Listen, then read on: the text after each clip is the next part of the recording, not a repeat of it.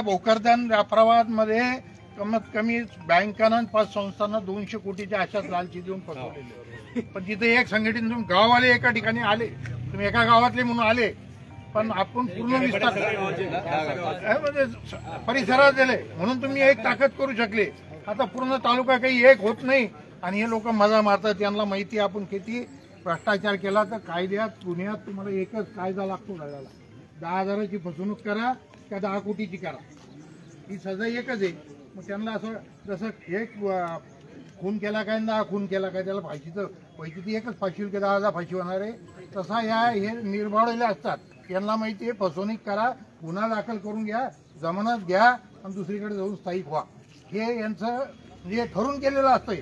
तो इतका तुमच्या गावात असताना तुम्हाला पैसे द्यायला टाळाटाळ करतो. त्यानं ठरवून घेतलेलं आहे. इतके पैसे देण्यापेक्षा 6 महिने जेलमध्ये राहायचं, परत येऊन बाहेर मजा करायची. तिचे पैसे कुठे गेले नाही. समजलं त्यानं शिल्लक भाव घेतला असेल 4 कोटीतले त्याचं 50 लाखाचं त्याचं नुकसान झालं. पण ते जो पैसा पैसे दिले नाही ना, मग त्यानं 3.5 कोटीचा 4 कोटीचा तुम्हाला लालच दिली, पण 3.5 कोटी गेले कुठे ते ना. सगळे त्यानं त्याच्या प्रॉपर्ट्या शहरात प्रॉपर्ट्या घेऊन ठेवल्या असतील, सगळ्या आपली व्यवस्था करून ठेवतात.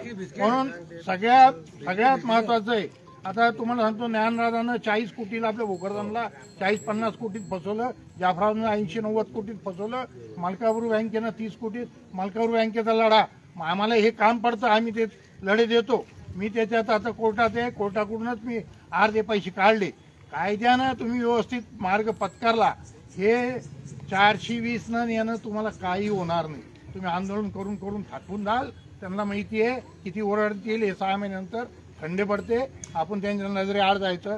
MTID कायद्यानुसारच गुन्हा दाखल झाला पाहिजे हे तुम्ही ठाम ठरवून घ्या.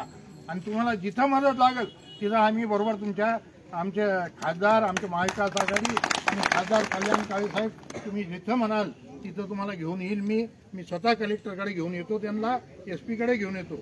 आणि सगळ्या प्रयत्नानं आपण MTID कायदा गुन्हा दाखल झाला, तुमचा 1 रुपया वसूल होईल ही तुम्हाला मी खात्री देतो. कारण त्याची प्रॉपर्टी आता ते MTID कायद्यात गुन्हा, त्याच्यात MTID कायद्यात कायदा 2 महिन्यापूर्वी अन्वेष साहेबांनी नारायण कुच्चीनं MTID काढला, त्यावेळेस त्यांनी दाखल करायला लावले. यांनी त्यावेळेस रस्ते बंद केले. नाही रजिस्टर बंद नाही का खाली तो यांच्याकडे राहत नाही. तुम्हाला सांगून देतो मी, MTID गुन्हा दाखल झाला तो गुन्हा आर्थिक गुन्हे शाखेकडे वर्ग होतो आणि त्याच्यात ती कलम लागली पाहिजे.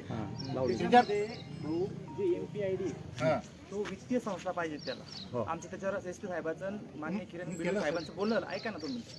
त्याच्यामध्ये वित्तीय संस्था पाहिजे. त्याच्यात कलम 3 आहे. वित्तीय संस्थांना जे देण्यात कसूर केला ती 4 मालमत्ता जप्त करणे. त्याच्यामध्ये कलेक्टर साहेब मान्य उपजिल्हाधिकाऱ्यांनी यांची नेमणूक करून ती प्रॉपर्टी वगैरे ते अंडरमध्ये घेतात दिवाणी स्वरूपात. तर याच्या बाबतीत विचार चालू आहे आणि आम्ही त्याबाबत ज्यावेळेस गुन्हा दाखल केला त्यावेळेस आमची 1 घंटा चर्चा झालेली. अजून त्या पद्धतीनं दामा बोल रहे